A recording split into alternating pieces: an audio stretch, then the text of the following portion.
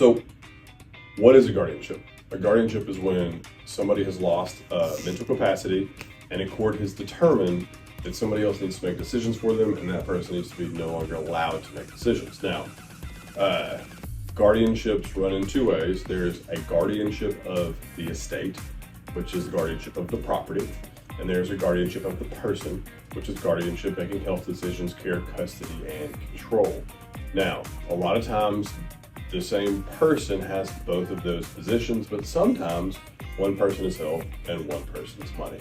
So that's what a guardianship is, and the court is only going to put those in place when they believe it is necessary for the person's health and safety that somebody else make the decisions. When is a guardianship not the answer? When somebody's making a bunch of mistakes that you don't think are correct, but don't fault to them having a lack of capacity. You have a constitutional right to a 450 credit score.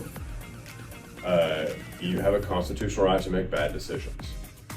It is only if your decisions are so bad that they're putting yourself in danger, your health and safety, yourself and your property in danger because you don't have capacity.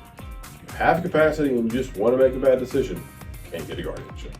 So once again, we're talking about guardianships, and they're when somebody doesn't have the capacity. So what if somebody does have the capacity, but they still want some help, and there's some situations where maybe a power attorney is not best?